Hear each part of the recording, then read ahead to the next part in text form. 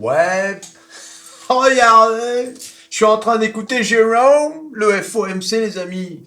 Eh oui, en direct. Voyons un peu ce qu'il raconte. Eh oui, mon vieux Jérôme. Immigration came to a halt during the pandemic. So those two forces have significantly lowered the temperature All of right. the labor market to where it's still a very strong labor market. It's still a good labor market. Yeah, very strong labor market. Bon, alors si vous avez rien compris, c'est pas grave. Direction Métamorphose américaine, la chaîne où je vous apprends à parler anglais comme les Américains. And so that you can understand what Jerome is saying right now. Eh oui, les amis. Métamorphose 47, on sait tout faire.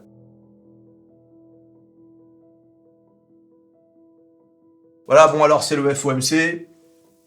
Et alors, pour savoir ce qu'il a raconté, parce que moi je vous ai déjà fait un résumé, hein, ça se passe où? Bah, ça se passe sur le plus grand site de bourse et de finance. C'est Bruno Le Maire. Hein. Vous savez Bruno Le Maire, qui le dit? Bruno Le Maire, c'est... Vous savez pas qui est Bruno Le Maire? Mais c'est le mec qui met des économies à genoux. Oui, et que...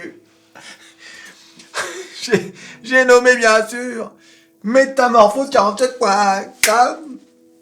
Oh, regardez. Bruno Le Maire. La Réserve fédérale maintient les taux d'intérêt les plus élevés depuis 2001 et adopte une position prudente quant à la progression de l'inflation. Eh oui, les amis, il faut aller lire l'article, bien sûr. Alors, bien évidemment, tout de suite, le truc qu'on a envie de voir, c'est quel impact ça a eu sur les marchés. C'est ça qu'il faut aller voir. Donc. Et il faut voir les analyses. Hein, comment a réagi le marché? Voilà, le S&P 500, 4886, le Dow Jones qui s'enfuit. Au revoir les 38 000, hein, il s'enfuit, tu sais. Et le Nasdaq, alors Nasdaq, t'as vu, hein. Enfin attention, hein, on s'éloigne pas tant que ça des 15 000, hein, le Nasdaq. Hein. Bah, il a pris un moins 1,10 aujourd'hui. Donc c'est pas... Alors bien sûr, il faut regarder les valeurs. Les valeurs étaient dans le rouge. Alors bien évidemment, on va parler des deux entreprises qui ont publié des résultats hier. Hein.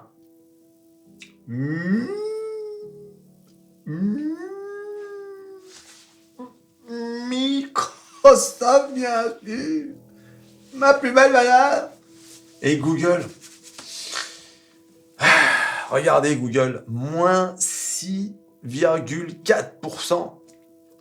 Microsoft, malgré de bons résultats, moins 1,43%. On va voir un peu pourquoi. Apple, moins 10. Bon, là, Tesla est à 0%. Voilà. Il y a eu une news hier sur... Vous n'avez pas vu sur mon Twitter? Bah, allez, abonnez-vous à Twitter. Comment vous voulez savoir? C'est incroyable. Voilà, donc tout est dans le rouge. Tiens, à part Intel. Merci Intel.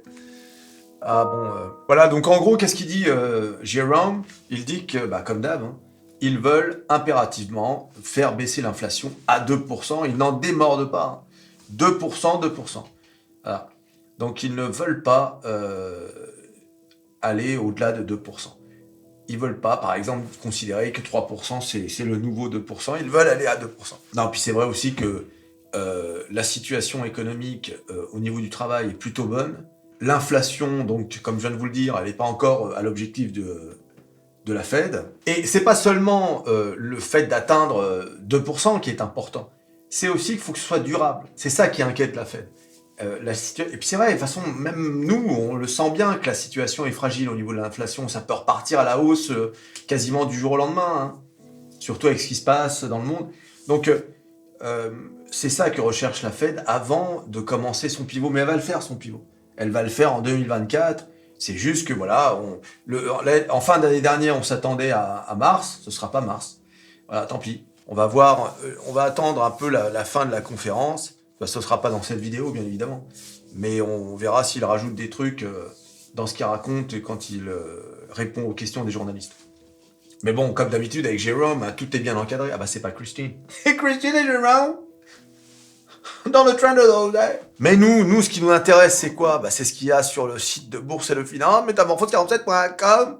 Microsoft, regardez, hausse des bénéfices, triomphe de l'intelligence artificielle, montée en flèche du cloud et franchissement des 3000 milliards de dollars. Et pourtant, le titre, eh bien, est à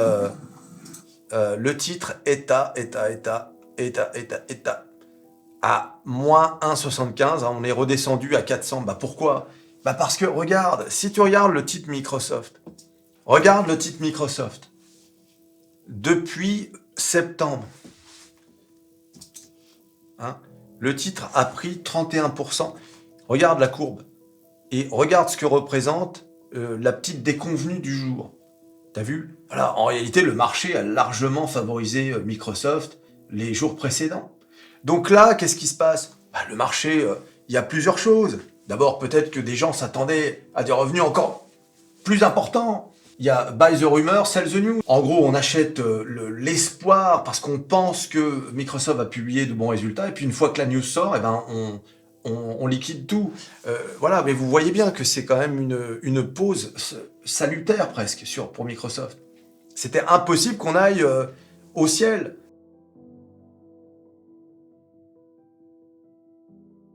Donc pour moi, c'est pas surprenant la baisse de Microsoft aujourd'hui.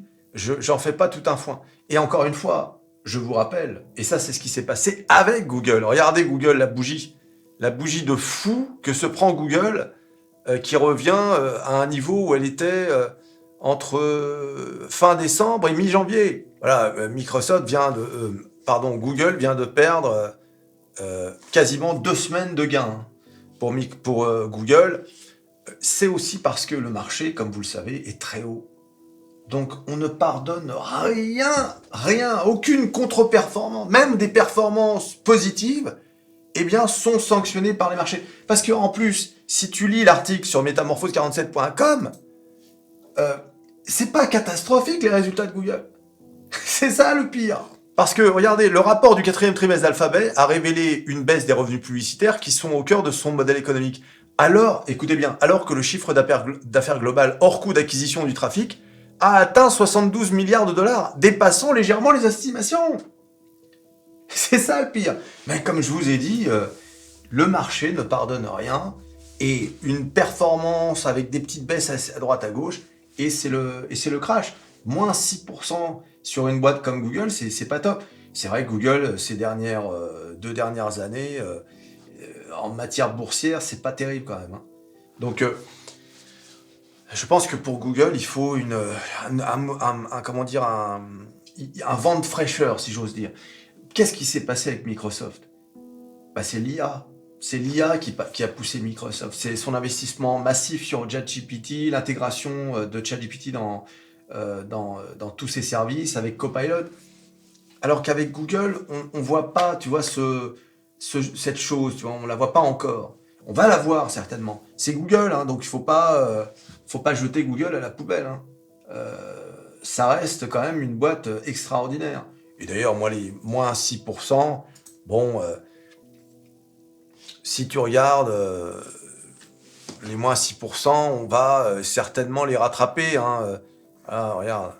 Voilà, t'as vu, on retombe sur le support. On va revenir à la TH, probablement. Bon, après, ouais, on reviendrait à 127 dollars dans le pire des cas. On est à combien là d'ailleurs? On est à 144 dollars au moment où je vous parle. Bon, ça reste Google, hein, ça reste un des 7 fantastiques. Le marché ne va pas trasher Google. On peut dire que pour ceux, par exemple, qui ne sont pas dans Google, qui ne sont pas rentrés dans le titre, c'est l'occasion, si le titre continue de descendre, j'entends, hein, l'occasion de rentrer sur le titre. Moi, comme vous le savez, je suis dessus, bien sûr, mais je panique pas pour Google. Je panique pas. J'estime que c'est... encore une fois, Google a besoin de rentrer dans cette nouvelle ère. Bien sûr qu'elle est rentrée, elle est partout dans l'intelligence artificielle. Vous avez vu, hein, les nouveaux téléphones maintenant, ça utilise la technologie Google. Donc on y est. Mais c'est pas encore aussi concret que Microsoft pour le moment. Et notamment en matière de monétisation. Je rappelle que Microsoft monétise Copilot. 20 $ par mois pour les particuliers, 30 $ par poste pour les entreprises. Donc, il y a l'oseille qui tombe, le cloud, etc. Voilà, bon, c'est une vidéo, je vais pas rentrer dans le détail sur Microsoft et Google, je pense qu'il faut une vidéo séparée pour ça. Là, je voulais d'abord parler du FOMC et de Jérôme, bien sûr. Voilà, donc c'est une journée rouge aujourd'hui sur les marchés. Ça arrive, c'est normal. Hein, il faut bien qu'à un moment donné, ça corrige un peu. Rien de grave. Voilà, la mauvaise nouvelle, c'est bien sûr que le pivot, c'est pas pour demain. Mais bon, que voulez-vous, hein, c'est comme ça. Voilà.